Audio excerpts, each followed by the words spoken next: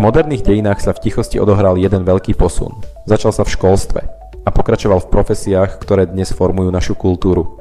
Dlhé roky prechádzali vysoké školy zmenou, ktorú si nie každý všimol. Študuje na nich viac žien než mužov. Ale nerovnováha nie je len v počtoch.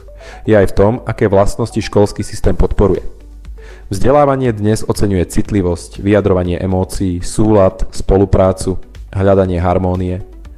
Všetko cenné, dôležité, ale je to len jedna polovica ľudskej povahy.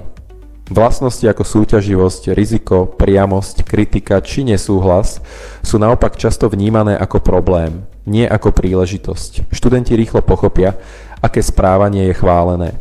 A dievčatá prirodzene silnejšie v oblastiach, ktoré systém zvýhodňuje, v takom prostredí napredujú.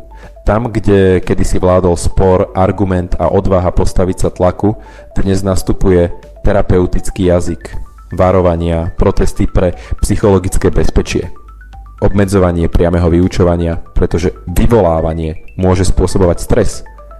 Výsledkom je generácia študentov, ktorí sa učia skôr vyhýbať nepohodliu, než s ním pracovať.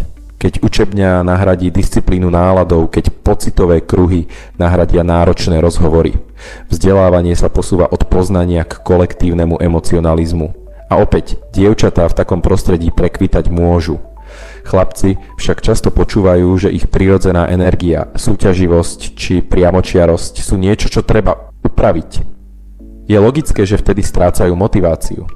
Keď vzdelávanie zvýhodňuje jeden spôsob prežívania a druhý tlačí nabok, výsledkom je nevyvážený systém a rezignácia tých, ktorí sa v ňom necítia vítaní. Feminizácia inštitúcií nie je náhoda.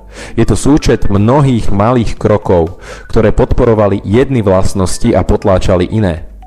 A riešenie? Nestačí zmena pravidiel či paragrafov. Nestačí prepis zákona. Treba prijať jednoduchú, ale zásadnú pravdu. Vzdelávanie musí pracovať s celou škálou ľudskej povahy, nie s jej jednou polovicou.